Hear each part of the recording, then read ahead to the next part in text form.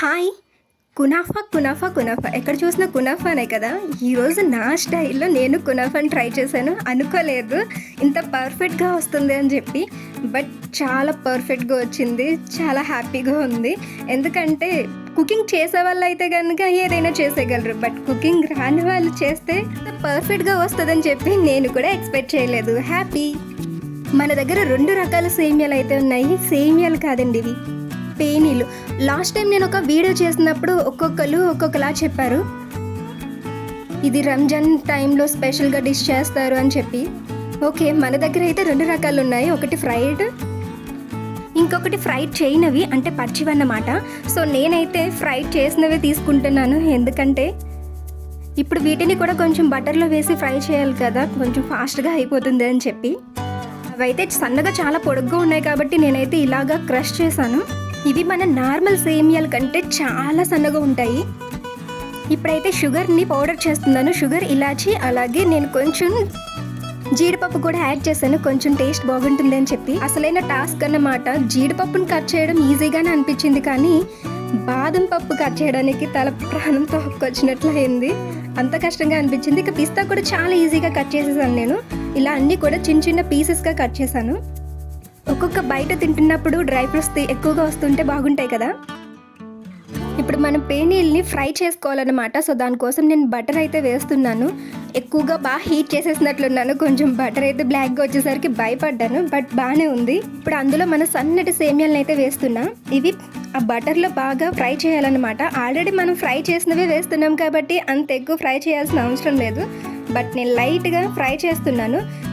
ఇంకా last time custard fruit చేశాను కదా, అది అక్కకు చాలా బాగా నచ్చింది.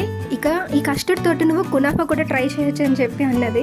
సో ఈరోజు అయితే కనుక నేను కస్టర్డ్ తోటి కునాఫా అయితే ట్రై చేయబోతున్నా.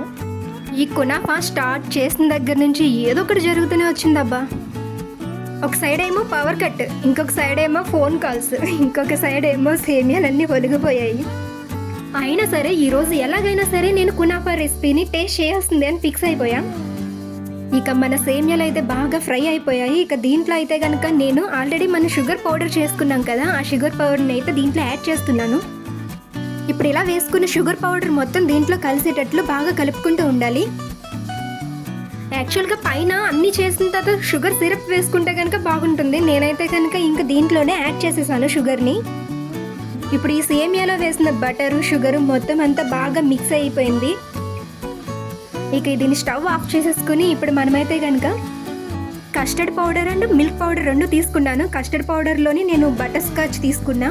ఇక మిల్క్ కూడా యాడ్ చేస్తే కనుక ఎక్సలెంట్గా ఉంటుంది. మిల్క్ పౌడర్ అయితే కనుక టేస్ట్ చాలా బాగుంటుంది. నేను ఉత్తినే వేసుకుని మరీ తినేస్తూ ఉంటా. లాస్ట్ టైం నేను కస్టర్డ్ ఫ్రూట్ చేసినప్పుడు చెప్పాను కదా, నేను ఒకటి మిస్ చేశానని చెప్పి, అదే మిల్క్ పౌడరు. ఇప్పుడైతే కనుక మిస్ చేయకుండా మర్చిపోకుండా తీసుకొచ్చా. మిల్క్ పౌడర్ అండ్ కస్టర్డ్ పౌడర్ని నేను మిల్క్లో యాడ్ చేస్తున్నాను. ఇది బాగా లిక్విడ్లా అయ్యేంత వరకు లంప్స్ లేకుండా బాగా కలుపుకోవాలన్నమాట. ఇక మన కస్టర్డ్ అయితే రెడీ అయిపోయింది. ఇప్పుడు మనం ఇలా పాలు తీసుకుని పాలు బాగా మరిగేంత వరకు వెయిట్ చేయాలన్నమాట. ఇలా పాలు కొంచెం మరిగిన తర్వాత నేను దీంట్లోని షుగర్ పౌడర్ని అయితే యాడ్ చేస్తున్నాను. ఈ షుగర్ పౌడర్ అలాగే ఇలాచీ వేసాం కదా, దీంట్లో మొత్తం బాగా మిక్స్ అయ్యేంత వరకు కలుపుతున్నా. ఇక మనం షుగర్ పౌడర్ కూడా మిక్స్ అయిపోయింది. ఇప్పుడు దీంట్లో అయితే కనుక కస్టర్డ్ పౌడర్ చేసుకున్నాం కదా, ఇప్పుడు దాన్ని కూడా యాడ్ చేస్తున్నాను. మెయిన్గా ఇలా హాట్ మిల్క్లో యాడ్ చేసేటప్పుడే జాగ్రత్తగా బాగా కలుపుకుంటూ ఉండాలి, లంప్స్ లేకుండా. ఇది కొంచెం టెక్స్చర్ మారుతూ వస్తూ ఉంటుంది. ఇక ఇందులో నేను కొంచెం డ్రై ఫ్రూట్స్ కూడా యాడ్ చేస్తున్నాను. ఇవన్నీ యాడ్ చేసిన తర్వాత కొంచెం కస్టర్డ్ బాగా థిక్ పేస్ట్ వచ్చేంత వరకు మనం కలుపుకుంటూ ఉండాలన్నమాట. మెయిన్గా ఇది అయ్యేంత వరకు వెయిట్ చేయాలంతే, లేకపోతే ఈ రెసిపీ అంతా చాలా ఈజీగానే ప్రాసెస్ అయిపోతుంది. ఇక మన కస్టర్డ్ రెడీ అయిపోయింది. ఇంకా మన సేమియా కూడా రెడీ అయిపోయింది. ఒక బౌల్ తీసుకుని ఇలా ఒక లేయర్లా వేసుకోవాలి అన్నమాట. అంత రెసిపీ చాలా పర్ఫెక్ట్గా వస్తుంది అని ఫీల్ అయ్యే లోపలనే నాకు పవర్ అయితే పోయింది. అయ్యో పవర్ పోయిందని ఫీల్ అయ్యే లోపలనే కొంతసేపటికి పవర్ వచ్చేసింది. చాలా హ్యాపీగా ఫీల్ అయ్యాను. ఇంతకీ ఏదో పెద్ద ఎమర్జెన్సీ లాగా మధ్యలో కాల్ అయితే వచ్చింది. ఇక వీడియో రికార్డ్ అనేది ఆగిపోయింది. నేనైతే కనుక వీడియో రికార్డ్ అవుతుందనే ఫీల్లోనే మొత్తం అంతా వేసుకుంటూ వచ్చాను. లాస్ట్ ఫైనల్గా చూసేసరికి రికార్డ్ అవ్వలేదు. ఒక్క ఇలా డెకరేషన్ కొంచెం మిస్ అయిందన్నమాట. It's okay. నేనైతే కనుక కునాఫా రెసిపీని సూపర్గా ప్రిపేర్ చేశాను. టేస్ట్ కూడా చాలా అంటే చాలా బాగా వచ్చింది. ఎందుకంటే కనుక నేను ఆల్రెడీ టేస్ట్ చేసేసా కాబట్టి.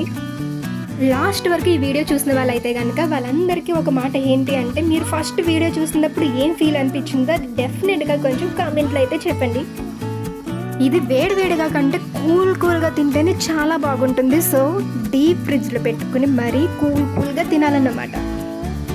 Okay, bye.